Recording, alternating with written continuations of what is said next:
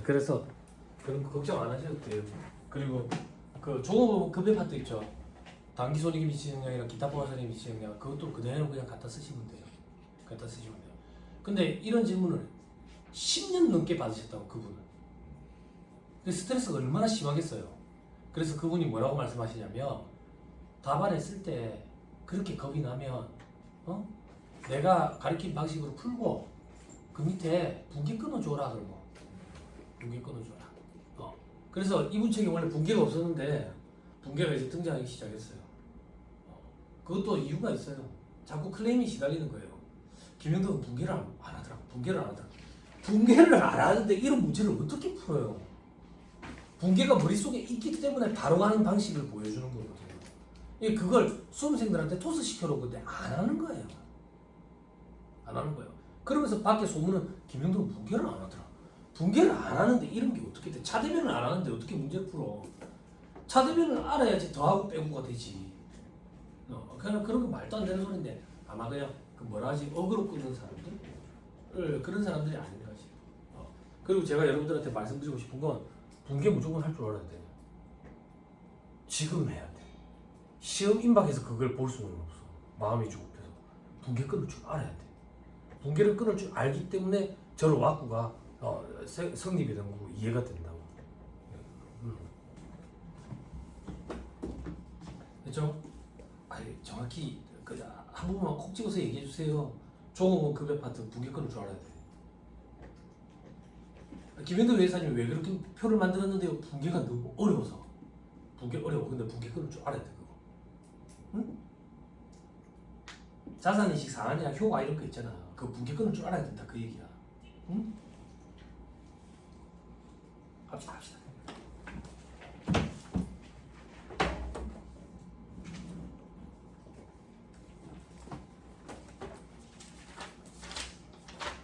다음에 기회가 있으면 한번 보여드릴게. 그래서 저도 이제 김현덕 회사님 책으로 강의했으니까 그분 와꾸로 했는데 제가 강의할 때 이제 제 와꾸로 하는 파트가 딱 한 군데 있어요. 그게 훨씬 더 빨라가지고 그게 이제 EPS 파트거든. 가주평균 유통보통 주식수 계산할 때 조금 더 빨리 계산할 수 있는 방법이 있는데 다음에 시간 되면 여유가 되면 한번 같이 볼게요. 자, 3-144페이지.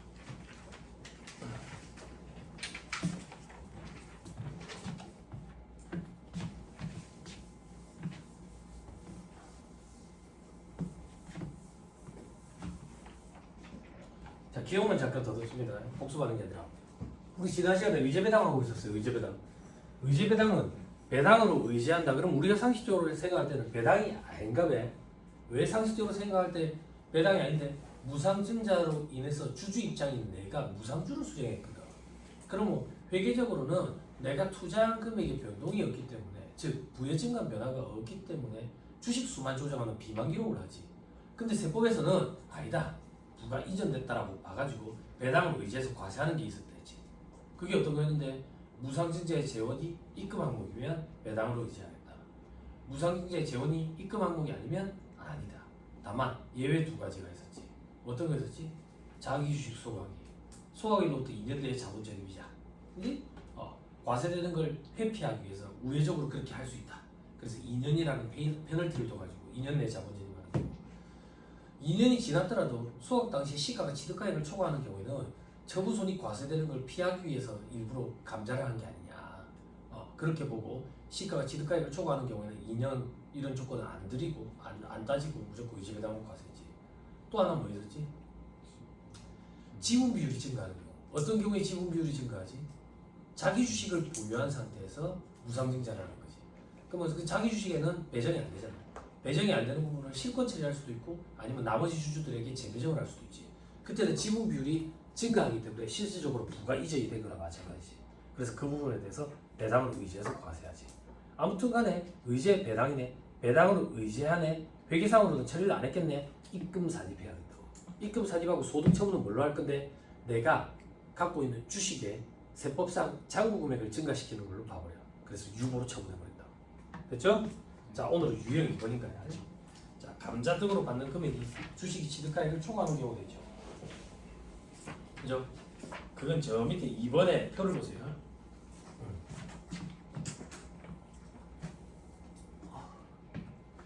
이번에 표를 보면 감자, 회사, 탈퇴, 해산, 합병, 분할. 감자, 퇴사, 탈퇴, 해산, 합병, 분할로 주주인 내가 받는 대가에서 취득가액을 차감한대. 이걸 배당으로 의지하는 거야.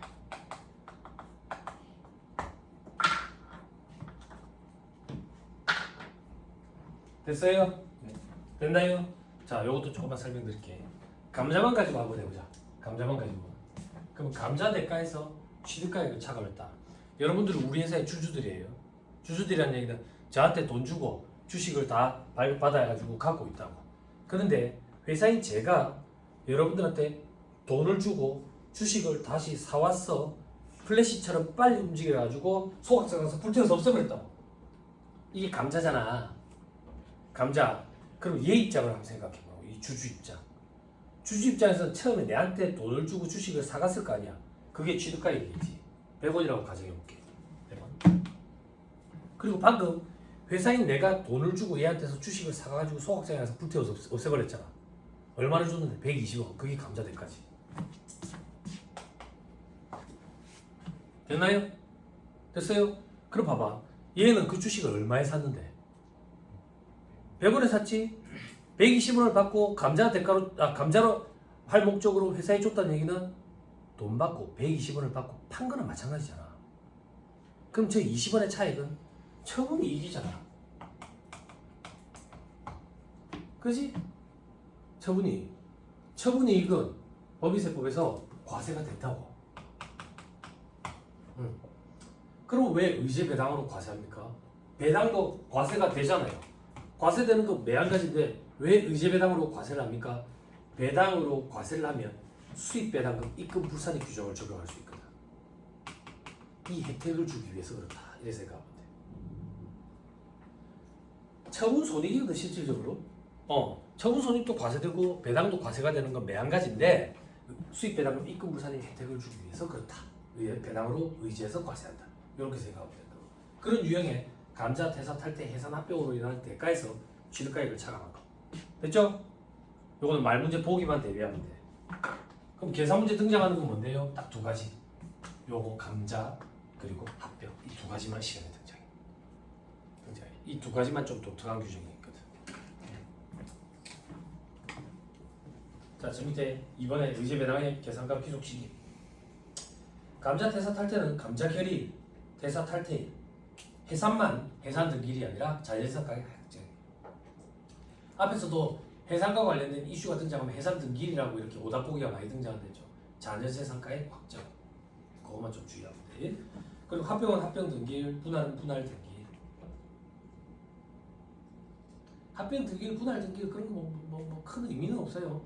내가 한 개 회사를 잡아먹었다고. 내 회사의 형태가 좀 달라졌잖아. 그 형태가 달라졌다라고 하는 거. 그게 이제 합병 등기일이다. 이렇게 생각하면 돼. 거기서 받은 대가에서 주식의 취득가액을 차감한다 돼 있죠. 자, 주식의 취득가액부터 보자.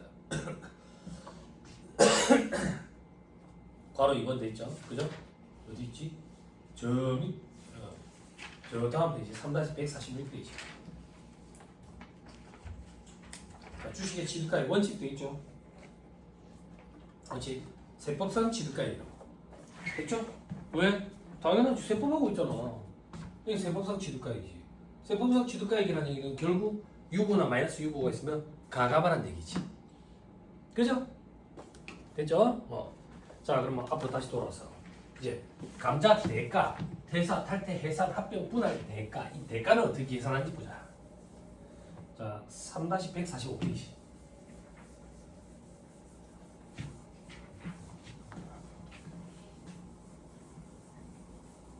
자, 3-145페이지 보면 대가의 평가 방법 원칙 받은 자산의 시가다. 됐죠? 법인세법의 원칙이지 항상. 받은 거의 시가가 취득가액이잖아. 됐죠? 근데 특례 규정이 돼 있죠. 특례 규정. 적격 합병, 적격 분할을 요건으로 갖춘 경우에 교부받은 주식 이렇게 돼 있죠. 그죠?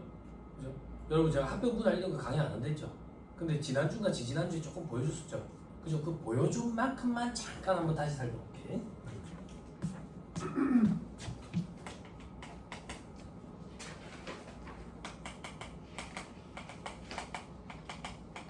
피를 흘리고 잡아먹힌 법인이 비합병법이에요. A라고 하잖아요. 그리고 합병법. B라고 하잖아요. 합병법인이 비합병법인을 잡아먹는 거야. 잡아먹을 때 합병법인의 자산부채를 승계하고 그리고 그 대가로 합병법인의 주식을 피합병법인의 주주들한테 주는 거지. 그지? 그지? 그럼 합병법인 입장에서는 뭐라 할까? A법인 주주.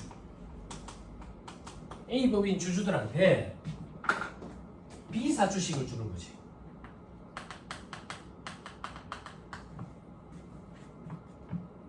됐어요? 지금 우리 유형 이거 감자퇴사 탈퇴 해산 합병 분할로 인한 대가에서 취득가액 차감한 걸 의제배당으로 과세한다. 그때 합병 그 이슈는 얘들한테 있는 거야 지금 얘들. 얘들은 합병 대가라는 걸 받거든. 합병 대가가 뭔데? B사 주식 받는 거지. 그럼 거기서 주식이 취득가액 뺀다며. 그 취득가액은 뭔데? A사 주식 취득할 때 취득가액. 그 차이를 의제배당으로 과세하겠다 그 얘기야. 됐어요? 여기까지 됐나요? 그러면 이 A법인 주주가 받은 자산, 즉 합병 대가, 그거는 어떻게 평가할 거냐? 시가로 평가한다니까. 시가, B사 주식의 시가로 평가한다. 됐어요? 됐죠? 근데 조금만 더. 적격 합병 요건을 갖췄대. 적격 합병 요건은 도대체 뭐였는데? 비합병법인 입장에서는 돈을 받고 자산 부채를 파는 거는 마찬가지니까 양도손익이 생긴다. 그지? 양도손익. 합병법인 입장에서는 이걸 사오는데 좀 싸게 사왔다 그러면 합병 매수 차손익이 생긴다고.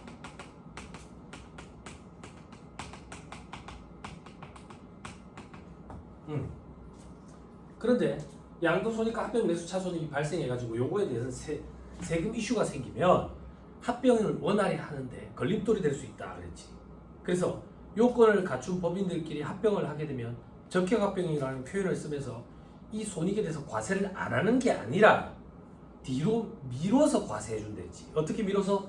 다 합쳐서 합병법인 입장에서 향후 5년에 걸쳐가지고. 기억나요? 다시 일단 적격합병 요건을 갖추면 세금 문제 이슈가 안 생기도록 해주겠다. 과세를 안 한 게 아니라 뒤로 미뤄서 과세. 그럼 당장 올해는 과세가 되지 않도록. 여기까지 됐어요? 됐어요? 그 혜택을 얘들한테도 주는 거예요. 얘들한테도 준다고. 그러면 얘들 입장에서 과세가 안 되려면 이렇게 하는 거예요. A법이 주주 입장에서 의제배당 문제가 생기잖아요. 이 의제배당은 저기 자 합병 대가 에서 최초 주식의 취득가액 을 차감한 게 의제배당이지. 그럼 과세 문제가 안 생기려면 봐봐. A법인 주주 입장에서 원래 A법인 주식을 사올 때 취득가액이 있었겠지. 그게 얼마인데? 100원이라고 가정해보자. 100원. 그러면 의제배당에 과세 문제가 안 생기게끔 뒤로 미뤄주려면 합병 대가로 받은 B사 주식의 취득가액 은 100원으로 하면 되겠지.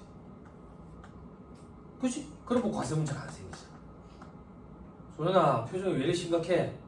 졸리는 거야? 이해되냐? 이해돼? 이게 세법이 참 희한한 게 뭔지 아냐? 이해되지? 쉬는 시간에 갑자기 기억이 안 난다. 그치? 그럼 다음 시간에 영향을 미쳐.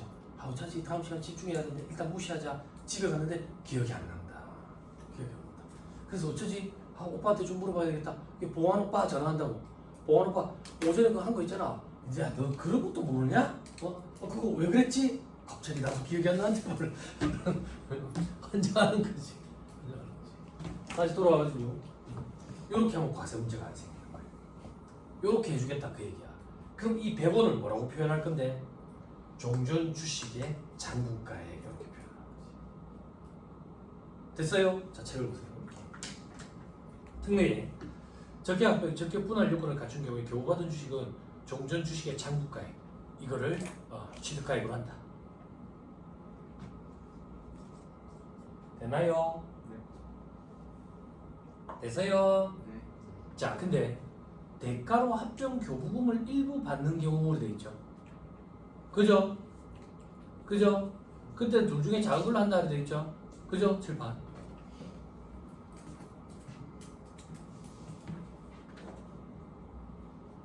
자, 이건 어떻게 오냐면 이 얘기야. A법인 주주 입장에서 합병법인이 B사 주식을 받아올 건데 합병의 조건이 뭐냐면 A사 주식 2주당 B사 주식 1주를 주기로 했대요. 내가 100주를 갖고 있대. 그럼 50주를 받겠지. 그지? 근데 99주를 갖고 있는 거야. 안 떨어진다고. 이 안 떨어지는 거 했었지 우리. 단주. MT 갔잖아. 아, 기억 안 나? 즐겁게 춤을 추다가 2명 끌어왔는데 얘만 낙동강 오리라고 얘 단주를 했잖아. 그지? 그런 경우에는 그거에 대한 대가를 돈으로 준다고. 돈으로 준다고. 그래서 합병 대가가 주식만 있는 게 아니라 돈이 될 수도 있어. 이 돈을 합병 교부금이라고 표현해. 됐어요? 이렇게 합병 교부금이 있으면 어떻게 할 거냐 이거야. 세법에서는 주식만 받은 게 아니라 돈까지 받은 게 있으면 돈은 요 시점에 당장 과세하겠대. 뒤로 미뤄주지 않고. 그래서 B사 주식에 합병 교부금 받은 게 있다.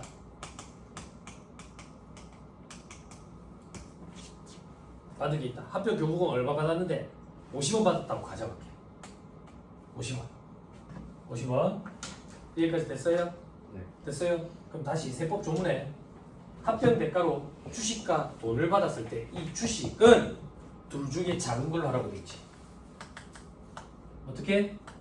시가와 종전 주식의 장부가. 그렇지? 시가가 만약에 130원이라고 가정을 하자. 그럼 종전 주식의 장부가는 100원. 둘 중에 작은 거 얼마야? 100원이죠? 그죠? 잘 봐. 100원이죠? B사 주식 100원. 합병 교부금 50원. 150원이지. 그지? 여기서 취득가액 빼면 얼마야? 50원이지. 이 50원이 뭔데? 돈이지. 돈 받은 건 지금 당장 과세하겠다 이런 의미라고. 됐어요? 그럼 여기서 학생들이 의문이 생긴다고. 어떤 의문이 생기는데 또 이렇게 짱나네. 돈 받은 건 지금 당장 과세할 것 같으면 그러면 이건 뭐 한다고? 둘 중에 작은 걸로 하는데 그냥 종전주식 장부가액이라 하면 안 돼? 주식의 시가가 만약에 장부금액보다 떨어져가지고 손실이 났으면 그 손실을 보전해주겠다는 의미야. 만약에 갖고 있던 주식이 시가가 떨어졌다고 가정해볼게. 이게 80원이었다고 가정해볼게. 80원이었다. 그럼 둘 중에 작은 건 80원. 그러면 130원. 30원만 가세요. 주식 취득해서 보유하고 있는 기간에 발생된 손실을 반영해주겠다는 의미야. 그래서 둘 중에 작은 거야. 됐나요? 네. 어렵다고 거짓말해봐. 안 어렵지? 소연아 안 어렵지? 헬레나 안 어렵지? 동환아 안 어렵지? 당나라 친구 안 어렵지? 아 빨리 얘기해줘. 안 어렵지? 요거 시험에 나온다. 됐지? 안 어렵겠지? 근데 틀리면 안 돼. 시험에 나온다고. 됐어요? 됐나요? 네. 조금만 더 하면 나온다. 조금만 더 하면 아직 조금 멀을걸. 자, 그럼 저 밑에 표를 봐봐. 표. 이 표가 뭐냐면 적격 합병, 적격 분할을 할 때 적격이라는 표현이 들어가면 과세 문제를 뒤로 밀어준댔지. 요건을 갖춰야 된다 했잖아. 그 요건이야. 손가락 잠깐만 끼고. 합병이 몇 절에 있지 올해? 19절에 있다.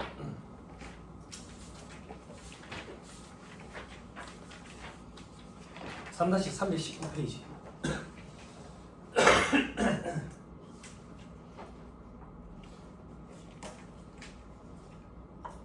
3-145페이지랑 손가락 껴놨죠? 그죠? 앞뒤로 봐봐. 똑같아. 어? 똑같아.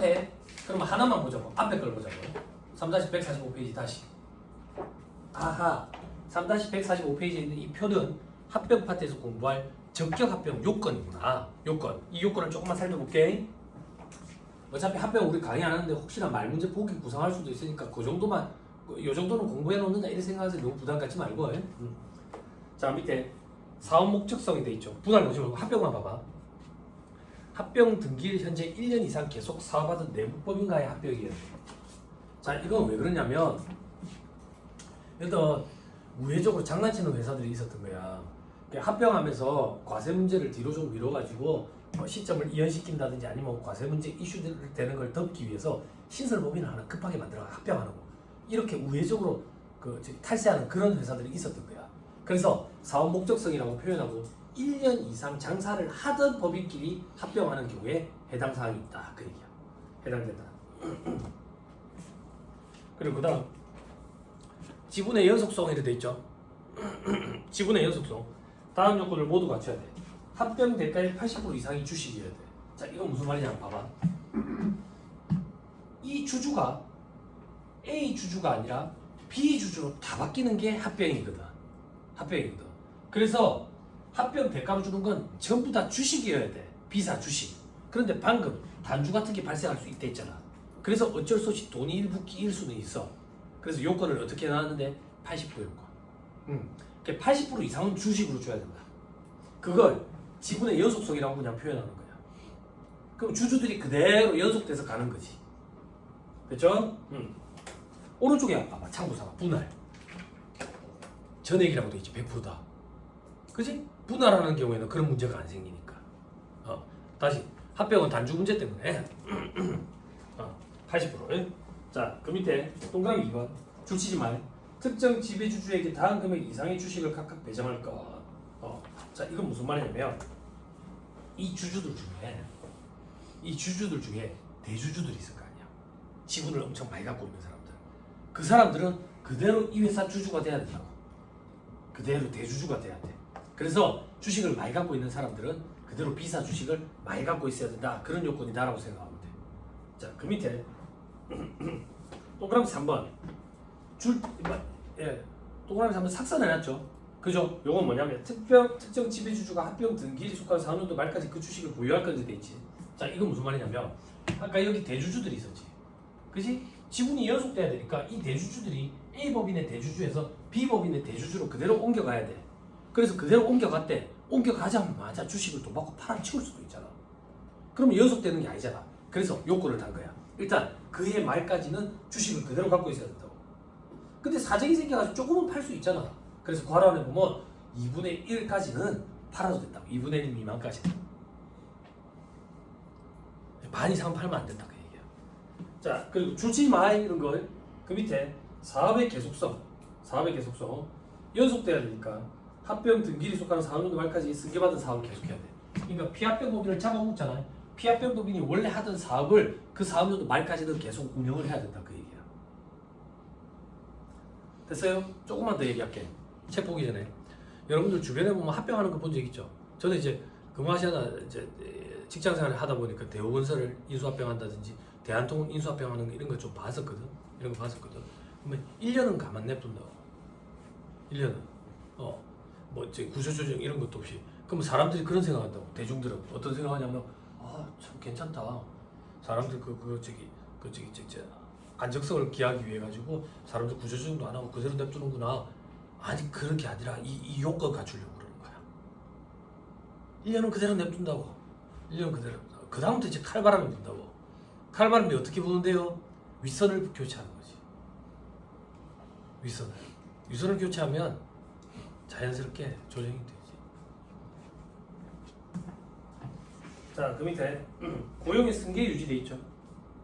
그죠? 요런 것도 그런 거라고.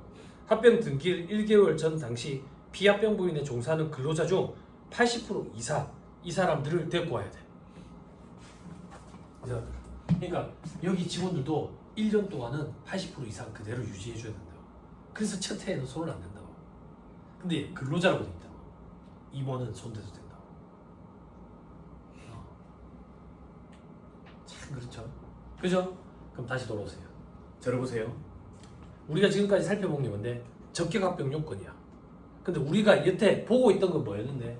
보고 있던 건 A법인 주주 입장에서 의제배당 이슈로 적격합병 요건에 해당되면 과세 시점을 뒤로 밀어주겠대. 과세를 안 하는 건 아니고, 그지? 그러면 A법인 주주 입장에서 지금 당장 과세를 안 하고 뒤로 밀어주겠대. 그럼 지금 당장 과세를 안 하려면 어떻게 하면 되는데? 받아온 B사 주식의 취득가액을 원래 갖고 있던 A사 주식의 자국가액이랑 똑같이 맞춰버리면 돼. 합병 교부금이 없다라고 가정을 한다면. 응? 됐죠? 그러면 왜 이게 과세 시점을 뒤로 밀어주는 건데 나중에 팔 때 시가와의 차익이 더 커지지. 그 시점이 이제 과세가 되는 거지. 과세가 되는 거지. 그럼 다시 돌아가서 방금 책에 적격합병 요건 중에 요건이 이렇게 쓰여져 있는데 X표 쳐진 게 있지. 삭선돼 있는 거. 삭선돼 있는 건 뭐냐면 전부 다 공통되는 게 뭐냐면 적격합병 요건을 갖춰서 합병을 해가지고 합병 등기일이 있어. 합병 등기일이 속하는 사업주도 말까지 지켜야 되는 요건들이야. 그런데 A법인 주주 입장에서는 지금 당장 의제배당 과세 문제를 논할 거기 때문에 사업주도 말까지 뭘 유지해야 된다 이런 조건까지는 갖출 필요가 없는 거야. 그래서 사업주도 말까지 지켜야 되는 요건들은 안 갖춰도 된다 X표라고 돼 있는 거야. 그게 지분의 연속성 계속 갖고 있어야 되는 거, 그리고 사업의 계속성, 사업을 계속 영위해야 된다는 거, 고용의 승계 유지 계속 유지해야 된다는 거, 그런 거 필요 없다고. 지금 당장 의제배당 과세 여부를 판단할 거니까 지금 시점에 그렇게 생각하면 암기할 게 또 확 줄어들지. 됐어요? 됐어요?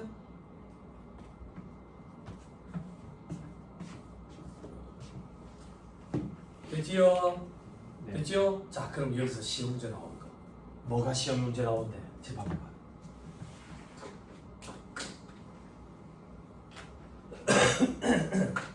적격합병 요건에 해당하려면 A법인 주주 입장에서 합병 대가 받는 것과 그리고 돈을 받는 게 있든지, 합병 대가는 B사 주식이고 돈은 합병 교부금이고, 아까 주식이 몇 프로 이상이어야 된다 해서 지분의 연속성이라고 80% 이상, 요거 따지는 게 시험이 등장해. 그럼 요 80%는 어떻게 계산하면 되는데요? 한번 봐봐. 상식적으로 봐봐. 주식 받은 게인데, 그지? 돈 받은 게인데 분의 주식, 요게 80% 이상이면 되잖아. 아니, 그렇잖아. 그지? 그때 이 주식 가액은 어떤 가액으로 할 거냐 이거야. 시가평가 원칙이야. 시가. 이때 여기에 또 자국가를 넣으면 안 돼. 시까지. 그지? 자, 쓰지 마 소연아. 3-144페이지 있다.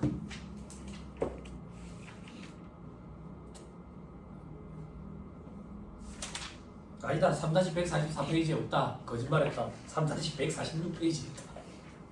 자, 3-146페이지 별표 12번. 그때 동그라미 2번. 80% 이상 여부 판단할 때 주식가액 비율 계산 방법. 주식, 돈, 분의 주식. 그때 주식은 시가로 평가한 겁니다.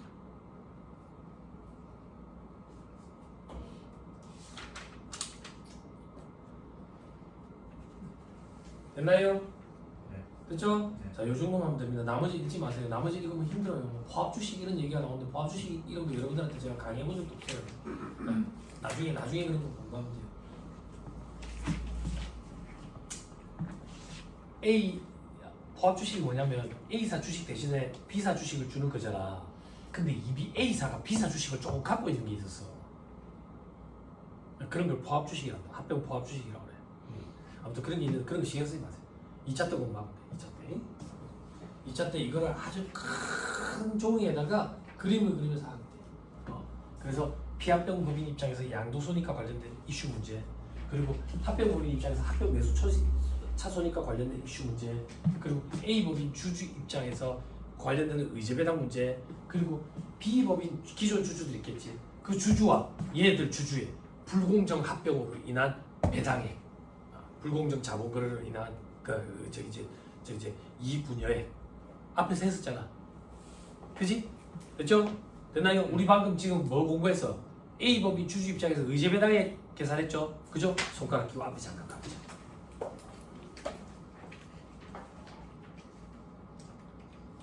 빨리 페이지를 찾아보자.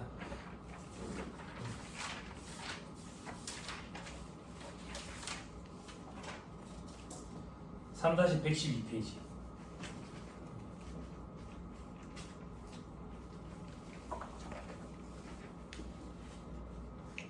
3-112페이지 표에 왼쪽으로 내려보세요. 5번의 주식. 그때 괄호 3번 합병 인적 분할로 취득한 주식. 오른쪽에 종전 주식의 잔고가액 더하기 건너뛰고 합병 분할로 인한 의제 배당액 찾았어요? 그죠? 그게 이 얘기야. A법인 주주 입장에서 새로 취득한 주식의 가액은 원래 종전 주식 가액에 요 의제 배당액. 봐봐. 종전 주식의 가액에 의제 배당액을 더하면 요게 되잖아. 그지? 그렇게 취득 가액을 계산하겠다 그 얘기라고. 됐죠? 그런데 이게 적격 합병 요건에 해당하면 만약에 주식으로만 받았으면 의제 배당액이 없지. 그지?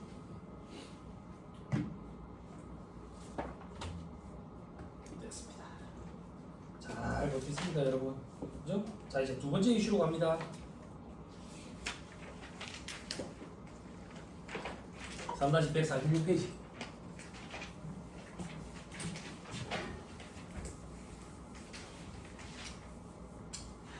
저 자식 뭐 이렇게 어렵다고 막 겁을 주더만 해보니까 별거 없네. 그죠? 아, 그래요 안 그래요? 형님, 그래요 안 그래요? 근데 집에 가면 이게 기억이 안 난다니까.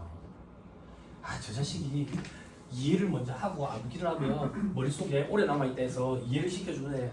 참 고맙네. 이해가 다 되네. 집에 가면 갑자기 이해가 안 돼. 응? 회계도 그렇다고. 앞에서 정타액에서 문제 풀어주면 발작 끼고 해보면 당연하지. 당연한 거 아니야? 당연한 거 아니야? 심심한데 계산기를 한번 두드려볼까? 바로 나오네. 뭐 이런 걸 가지고 그래? 집에 가서 계산기를 두드리면 계산기가 소수점 끝까지 나가는 거야. 미치는 거지. 응? 그럴 때 스트레스 받으면 안 돼. 왜 스트레스를 안 받습니까? 다 그래.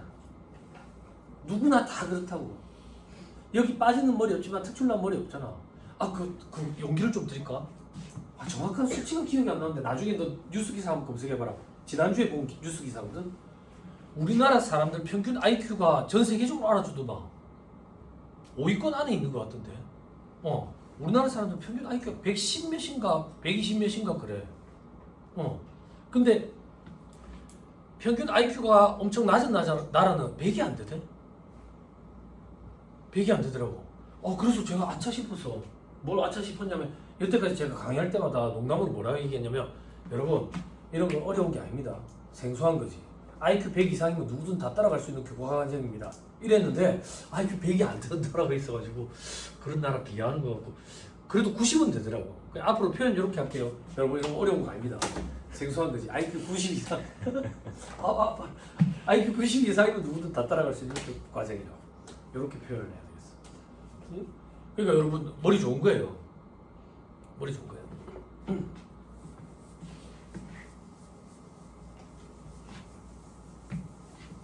너 IQ 높냐? JQ는 높냐?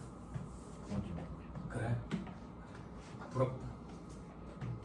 인생 살아보니까 사회생활 해보니까 JQ 높은 사람들이 돈을 잘 벌더라. 잔머리 얘기하는 거야. 미안하다. 잔머리 J 뭐의 약자인가요? 그냥 잔나비죠.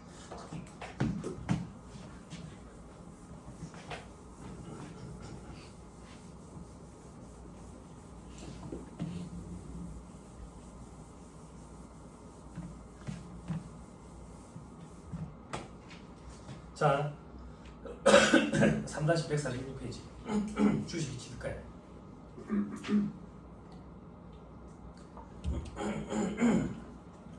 네. 3-146페이지 이제 주식의 취득가액 있죠. 여기 이제 두 번째 토픽이 있어요. 이것도 계산 문제로 등장해요.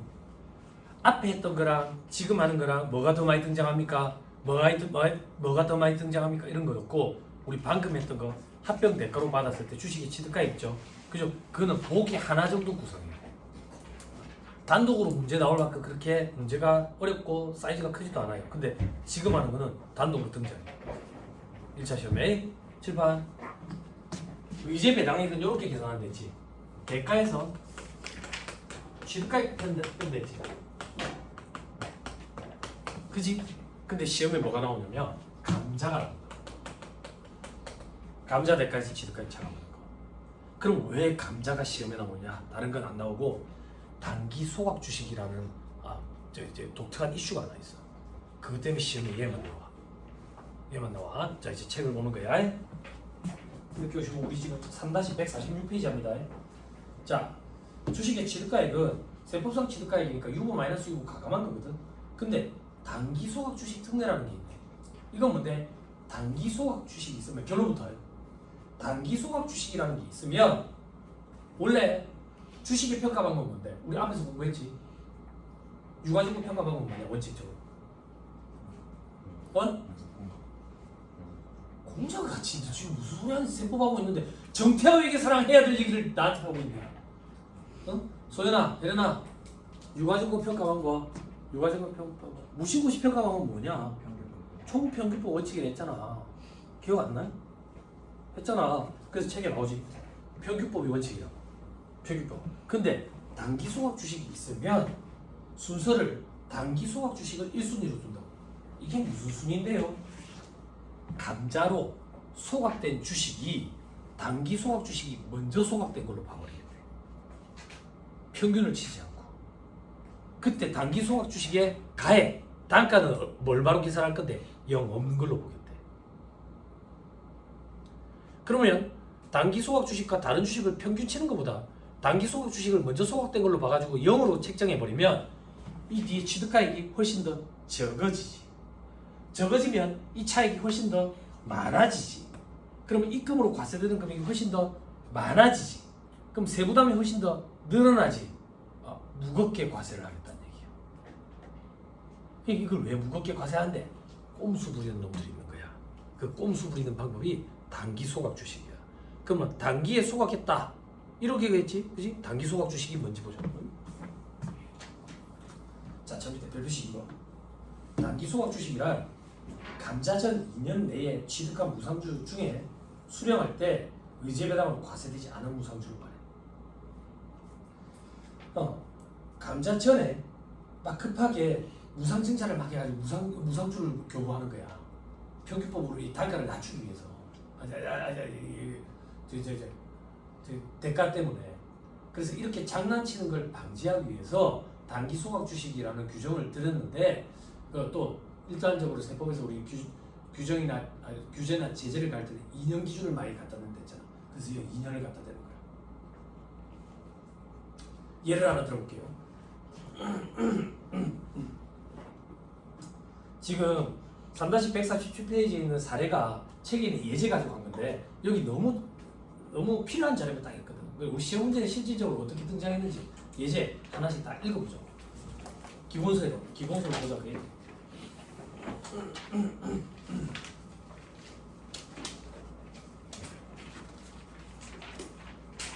1108페이지입니다. 숫자도 똑같아요. 뭐로 보든 상관은 없어요.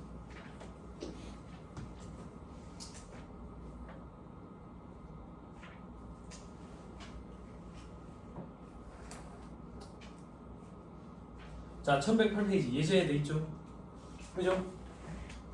자, 무릎에 다음 각 경우별로 갑법인의 2024년도 의제배당액을 계산하시오 돼 있죠. 그죠? 을법인의 유상 감자일이 12월 20일인 경우, 그리고 을법인의 유상 감자일이 6월 20일인 경우로 돼 있죠. 12월 20일인 경우에는 안 할 거예요. 여러분들 스스로 보세요. 그냥 평균법으로 하는 재미없는 거예요. 이런 문제는 등장하지 않을 거거든요. 단기 소각 주식 특례가 적용이 되는 문제만 등장할 거라고. 그래서 경우 1번은 여러분들이 해답 보시면서 눈으로 보시면 되고, 저는 경우 2번만 해드릴 거예요. 자, 6월 20일이 유상감자일이네. 위로 다시 올라갈게요. 자, 갑법인은 24기 2024년 풀이네. 현재 2024년 초 현재 을법인의 주식을 1000주 갖고 있대. 1000주. 근데 이 1000주를 어떻게 취득해서 갖고 있는지 시점별로 지금 내역이 있는 거라. 을법인의 한 주당 액면은 지금 5,000원이라고 돼 있어. 5,000원. 그죠?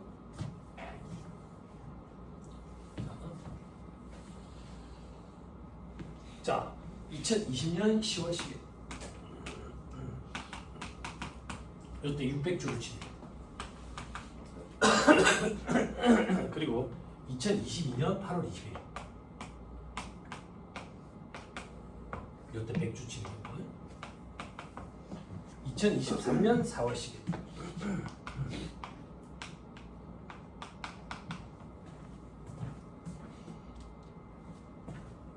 그래서 300주를 치르겠어요.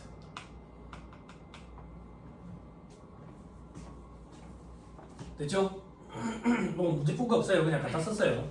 자, 취득일 2020년 10월 10일부터 먼저 볼게요. 주식수 600주일이 돼 있죠. 그죠?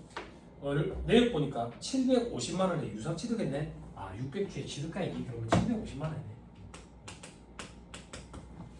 750만 100만 원이 생략할게요. 자, 그리고 8월 20일 100주 취득했는데 을범인의 주발초 자본 전입으로 인한 무상중대. 주발초 자본 전입. 주발초는 제일 대표적인 입금 불산입 방법이죠. 입금 불산입 항목을 재원으로 무상증자를 내가지고 무상주를 교부해서 무상주를 수령했대. 의지배당으로 과세가 돼요? 안 되죠. 이거 과세가 안 된 거네. 됐죠? 됐죠? 마지막 300주는 을범인의 이익준비금 자본전입으로 인한 무상주에 돼 있네. 그지? 이익준비금은 이익잉여금. 제일 대표적인 입금 항목이죠. 입금 항목을 재원으로 무상증자를 해서 무상주를 교부했는데 그 무상주를 수령한 입장이네. 의지배당은 과세가 되죠. 그죠? 그죠? 그러면 이 300주 취득했을 때 취득가액은 얼마냐? 의지배당액은 어떻게 계산합니까? 주식수 곱하기 액면가액이 원칙이라 했죠. 그죠? 액면가액이 원칙에서 아까 액면가액 어디 주어졌었어요? 5,000원이라고 돼 있죠. 그죠? 그럼 300주에 5,000원 한번 해답보고 갈게요. 150만 원인가 봐요. 여기까지 됐어요? 네. 요렇게 총 1000주를 갖고 있다 그 얘기예요. 지금 1000주를 갖고 있는데 감자를 하는 거예요. 경우 2번 유상 감자액이 2024년 6월 21일이에요. 2024년 6월 20일 감자를 하는 거예요. 감자를 해가지고 몇 주를 소각할 건데 몇 주를 2번에 보니까 한 주를 10,000원의 유상 감자였고 300주가 소각이 돼. 300주가 없어지는 거예요.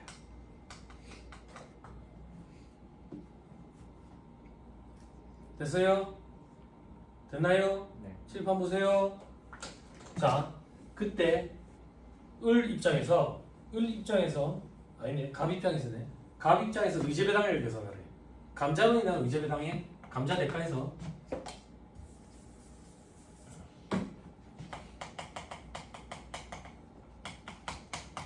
취득가액 차감하는 거지.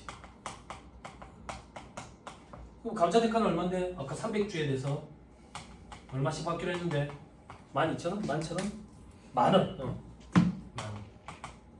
해답 보고 갈게요. 이게 얼마인데? 300만원. 됐죠? 됐죠? 이제 취득가액 차감하면 돼. 취득가액 어떻게 계산하는데? 뭘 취득했는데? 주식 유가증권이네. 여러 번 취득했네. 유가증권의 평가하고 원칙적으로 총평균법이잖아. 그럼 평균을 쳐보자. 어떻게? 취득가액 600주 취득했네. 7번. 그럼 100주 취득했네. 7번. 300주 취득했네. 그치? 얼만데? 750만원. 영원 150만원. 이게 한 주당 금액이지. 그치? 여기에다가 300주를 곱하면 될 거 아니야. 됐어요? 이게 경우 1번의 답이에요. 이건 재미없다 그 얘기예요. 시험에 안 나온다. 그럼 경우 2번은 뭔데? 단기소각 주식 특례가 적용되는. 단기소각 주식이 아까 뭐라고 했는데? 감자전 2년 내에 취득한 주식 중 의제배당으로 과세되지 않은 거. 7번. 감자전 2년 내에 취득한 주식 중 의제배당으로 과세되지 않은 거. 얘가 단기소각 주식이야. 됐어요? 그럼 답안이 달라진다 그 얘기예요. 이렇게 안 되고 답안이 달라진다. 일부러 놔둘 거예요. 비교하면서 보여줄게. 그럼 답안이 어떻게 달라진대? 취득가액 순서를 정해서 단기소각 주식이 먼저 없어진 걸로 본다. 단기소각 주식 몇 주인데? 100주. 그때 취득가액은 0원으로 하겠다. 그러면 0이지. 그리고 몇 주 없어졌는데 이제 300주니까 총 200주. 이 200주는 어떻게 없어지는데? 원칙적인 평균법. 이 200주는 얘랑 얘 중에 200주지. 그치? 그럼 평균을 치면 되지. 1 600주, 300주. 분의 750, 150. 됐죠? 해답을 쓱 볼게요. 해답을 쓱 보면 이게 200대 나온다. 200. 됐어요? 됐어요? 해답 쓱 볼게요. 해답 쓱 볼게요. 이걸 하면 이게 271에 나온다. 그럼 의제 배당액은 얼마인데? 경우 1의 의제 배당액은 30만 원. 경우 2의 의제 배당액은 100만 원. 의제 배당액이 지금까지 단기 수업 주식. 이렇게 장난치는 걸 우회적으로 맞겠다 그 얘기예요.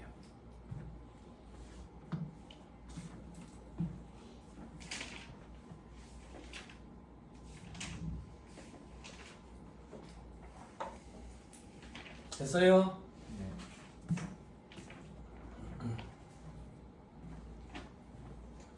됐어요? 안 됐어요? 조금만 더 하면 쉴 거예요. 됐습니다. 됐어요? 네. 여기서 조금만 더 해야 돼요. 여기까지가 1차 시험이었거든.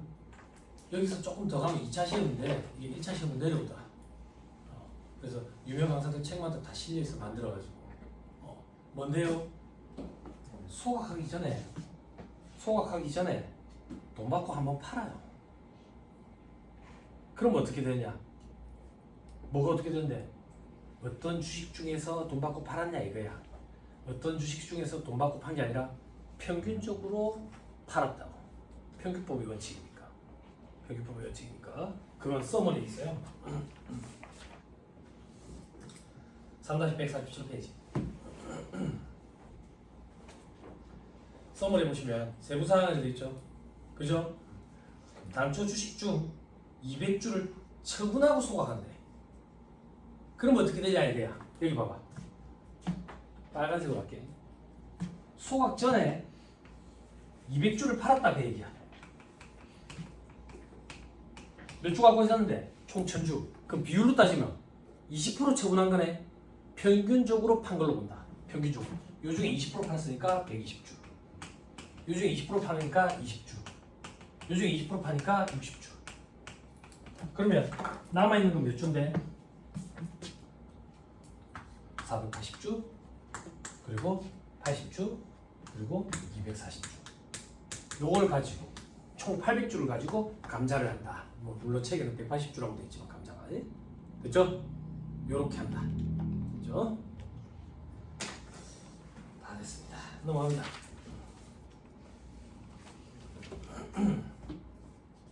자 이제 3-149페이지.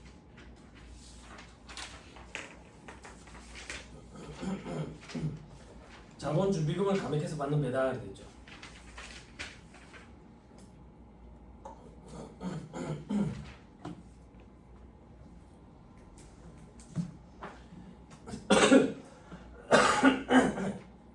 시험에 잘 나오진 않습니다.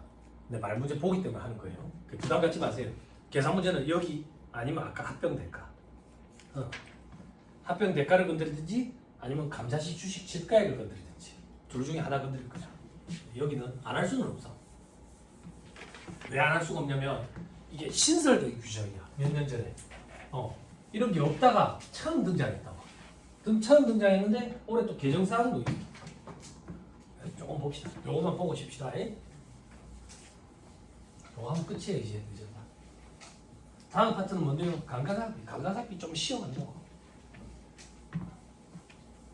감가상각비 힘들다던데 양이 많아. 양이.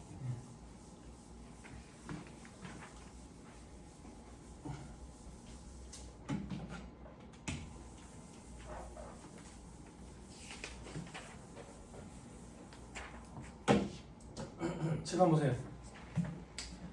여러분들 상법을 공부 안 하기 때문에 모를 거예요. 근데 김영도 회사님 쓰시는 회계책에는 있거든요. 자본 파트에. 그 기억을 더 넣어보세요. 자본준비금이라고 돼 있지. 자본준비금은 상법에서 얘기하는 자본잉여금 얘기하는 거예요. 자본잉여금 얘기하는 거예요. 칠판. 자, 재무상태표의 자본을 보자고. 자, 1번 자본금, 2번 자본잉여금, 3번 자본조정, 4번 기타 포괄손익 누계, 5번 이익잉여금. 자, 이익잉여금 세 가지로 구분이 되죠. 법정적립금, 이 법정적립이 이익준비금이죠. 그죠? 그리고 임의적립금, 미처분 이익이죠. 그죠? 이익잉여금만 우리는 처분의 대상이 되죠. 그죠? 배당이 처분이 되고, 그죠? 자본잉여금은 결손 보존 등 특정한 목적으로 갖고 있는 거라고. 그래서 이걸 배당이 재원으로 쓸 수 없었어 과거에는. 근데 상법이 전면 개정을 일으킨 거야. 전면 개정을 일으켜서 배당이 재원으로 쓸 수 있도록 길을 열어줬다고. 어떻게? 이익잉여금 중 이익준비금과 자본잉여금의 합계가 자본금의 1.5배를 초과하는 경우에 그 초과한 범위 내에서 이걸 감액시킬 수 있다는 얘기는 없애는 거지. 없애고 이걸 배당의 재원으로 쓸 수 있도록 길을 열어줬다고. 그게 자본준비금을 감액해서 받는 배당이야. 그럼 배당의 재원으로 쓸 수 있도록 해가지고 배당을 줬대. 그럼 받은 주주 입장에서는 어떻게 볼 거냐 이거야. 자, 원칙. 상법에 따라 자본준비금을 감액해서 받는 배당은 입금에 산입 안 한다. 왜? 왜? 자본잉여금을 재원으로 했기 때문에. 자본준비금을 재원으로 했으니까. 됐죠? 됐나요? 네. 자, 그 밑에 예외 봐봐. 다음 중 어느 하나에 해당하는 자본준비금, 자본잉여금을 감액해서 받는 배당은 입금을 보겠대. 어떤 거냐? 동그라미 1번 의제배당으로 과세되는 자본준비금. 자본잉여금 중에 의제배당으로 과세되는 게 있다고. 어떤 건데? 괄호 안에 봐봐. 채무면제. 회계에서는 주발초인데 세법에서는 입금으로 보잖아. 입금을 재원으로 했으니까 의제배당으로 봐야지. 그지? 자, 그 다음 이익잉여금으로 상환된 상환주식의 주발초 돼 있죠. 그죠? 상환주식의 주발초 이런 거 신경 쓰지 말고 이익잉여금, 이익잉여금 요걸 재원으로 했대. 그럼 입금 항목이잖아. 그러니까 의제배당 과세돼야지. 재원이 그렇게 하라고 해. 자기주식 소각 이익 중 의제배당에 해당하는 거. 이게 뭐지? 뭐하나? 자기주식 소각 이익 중 의제배당에게 해당하는 건 뭔데? 언니, 회계사무실 언니, 자기주식 소각 이익 중 의제배당에 해당하는 건 뭐예요? 언니 아침에 뭐 타고 왔어요? 차 끌고 왔어요? 아, 그래. 알았어요. 지하철 타고 온 사람 없어요? 지하철 안에서 이런 거 공부하고 있어야지. 형님 뭐예요? 아까 어떻게 써있잖아. 소각일로부터 2년 내 자본 전입이냐. 또 소각 당시 시가가 지득가액을 초과했느냐. 그 의제배당으로 과세하잖아. 그거 얘기하는 거야. 자, 그다음 어디까지 했지? 적격 합병 차익 중 뭐 입금 항목분 이렇게 돼 있는데 이건 보지 마. 안 했으니까 우리.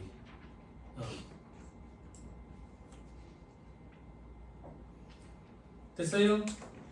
됐죠? 자, 그 다음에 동그라미 2번 3% 재평가 세율이 적용된 재평가 적립금. 이거 기억나요? 기억나요? 자, 신설 이렇게 돼 있죠. 그죠? 자, 밑에 적격 합병 차익 및 적격 분할 차익 중 3% 재평가 세율, 적격 합병 차익, 적격 분할 차익 이거 제가 강의 안 했다고요? 안 했다고? 근데 요 정도는 할 수 있다고. 위아래 같이 3% 재평가 세율이 적용된 재평가 적립금. 됐죠? 그 신설 돼 있지? 신설 취지 한번 보자. 위에 재평가 적립금은 실질적으로는 평가 차익이다. 평가 차익. 그래서 배당이 불가능해.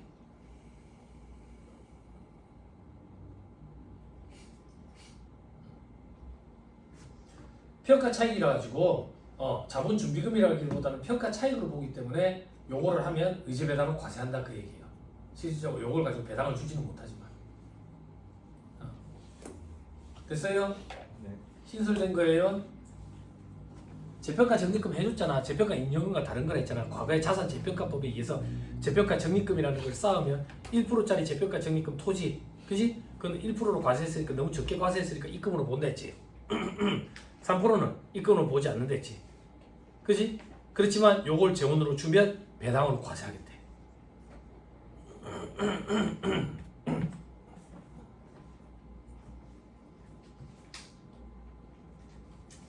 됐나요? 힘들죠 여러분? 근데 끝까지 할게요. 밑에 별표시 2번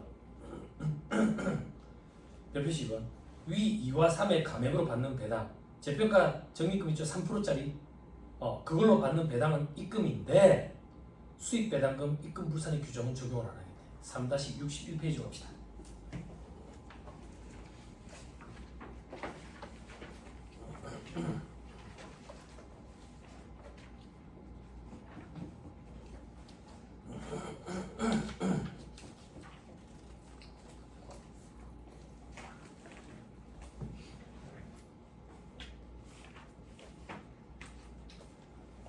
자, 3-62페이지에 동그라미 4번,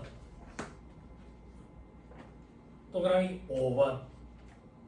자산 재평가법을 위반해서 3% 재평가 세율이 적용된 재평가 적립금을 감액해서 받는 수익 배당금이 되어 있죠. 그죠?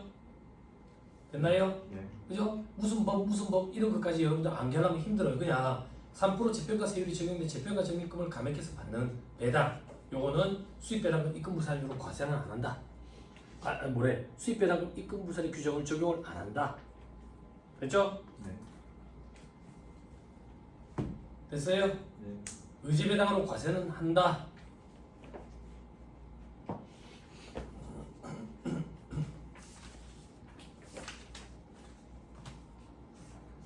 이게 세영쌤 많이 중요합니까? 되게 복잡한데요. 몰라. 우리 시험에 중요하다 안 중요하다는 시험에 등장한 적이 많으면 중요한 거고 등장한 적이 없으면 안 중요한 건데 이게 신설된 거라 가지고 그러면 이렇게는 말씀드릴 수 있어. 요거 신설된 거 제외한 나머지는요 시험 등장한 적이 없어. 중요도는 좀 많이 떨어져. 됐어요? 근데 이게 수익배당금 입금부산입 규정이랑 엮여가지고 많이 문제 보기로 우선하면 참 많이 힘들 것 같긴 해. 자, 이렇게 기억하면 돼. 봐봐. 자본준비금을 감액해서 받는 배당은 자본준비금은 자본잉여금이니까 입금 항목이 아니지. 입금 항목이 아닌 걸 재원으로 배당을 줬으니까 받는 사람 입장에서 의지배당으로 과세를 안 해. 근데 알고 봤더니 자본준비금 등이었네. 자본준비금 등에는 이익준비금도 있거든. 그지? 저 이익준비금은 입금 항목이니까 받은 사람 입장에서는 의지배당으로 과세되겠네. 그리고 자본준비금, 자본잉여금 중에서 세법에서 독특하게 입금으로 보는 것들이 있었거든. 채무면제이익의제, 그리고 저기 자처이익, 그지? 그리고 저기 자기주식 소각이익 의지배당으로 과세되는 것들, 이런 것들은 받는 사람 입장에서 의지배당으로 과세가 되네. 그지? 그리고 독특한 건 뭔데? 동그라미 2, 3번에 보니까 3% 재평가세율이 적용된 재평가 적립금, 요거는 입금 항목으로 보지 않기 때문에 받은 사람 입장에서 의지배당으로 과세를 안 하거든. 근데 이 재평가 적립금을 감액해서 받는 배당, 상법에 따라 가지고 이런 경우에는 의지배당으로 과세를 하겠다네. 뭐 물론 자산 재평가법을 뭐 어쩌고저쩌고 돼 있지만, 그런데 얘들은 원래 입금 항목이 아니었기 때문에 이중과세 문제가 없어서 수익배당금 입금부사집은 안 하네. 방향만 좀 세팅을 잘 하면 암기하는데 크게 무리는 없을 것 같아요. 근데 시간을 들여서 방향 세팅은 꼭 해놔야 돼요. 네? 됐어요? 네. 너무 스트레스 받지 말자고. 시간이 아직 우리에게 많으니까. 그리고 그 많은 시간 동안을 다 할애할 만큼 그렇게 중요도가 높아 보이지는 않아요. 그죠? 전통적으로 의제배당에서 중요한 거는 아까 유형 1번, 그리고 유형 2번에서는 강자, 그리고 합병. 자, 그 정도 봅시다. 잘 버텼습니다. 잠깐 쉬었다가 감가상각비 한번 해봅시다.